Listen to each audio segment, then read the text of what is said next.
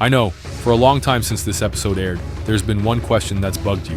Why did the airbender tattoos change from a flat tip to an arrow tip? Well, the answer actually ties back to the story Avatar Wan told Korra about how he became the first Avatar.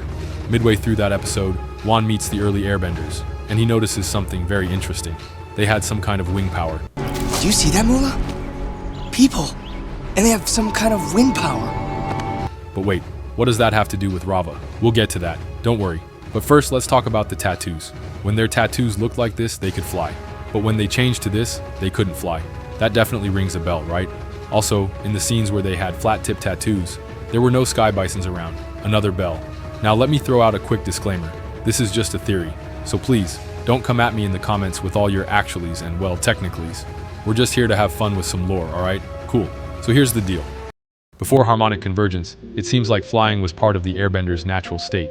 Why? Because the lion turtle who granted them airbending was flying, literally suspended in the air. To reach the lion turtle in the sky, humans needed an advanced airbending mechanism, one that gave them true flight, and it makes perfect sense. If a flying lion turtle gives you airbending, shouldn't you also be able to fly? Exactly. Fast forward to after harmonic convergence. Humans no longer lived on or near lion turtles. They were now grounded, literally. Flight became obsolete, no longer a necessity, so the airbenders lost that ability. But here's the twist. They found a creature that could fly, the sky bison, a majestic gliding animal that restored their ability to move through the skies. And guess what? Every sky bison had an arrow on its head. So, out of respect and maybe even reverence, the airbenders changed their tattoos from a flat tip to an arrow tip to honor the sky bison. Now let's circle back to Raava, and technically, Vaatu too.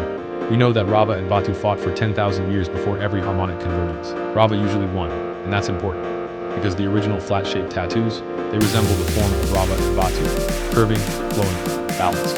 But more importantly, Raava represents light, peace, and spiritual harmony, which aligns with what the original airbenders valued. They weren't just airbenders, they were spiritual beings, honoring Raava's light through the shape of their tattoos.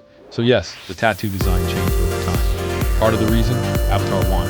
By merging with Raava, he permanently altered the balance of the world and ended the age of floating lion turtles. Because of that, the old ways of flying faded. The sky bison took their place, and so did their mark, the arrow. So I hope that answers the question. That's why airbender tattoos changed, from flat tips to arrowheads. And yes, Avatar Wan may have played a bigger role than anyone realized. Now here's a quiz for all of you. Why do you think Avatar Wan was responsible for the change in the airbender tattoo design? Drop your answers in the comments. Let's see what theories you've got.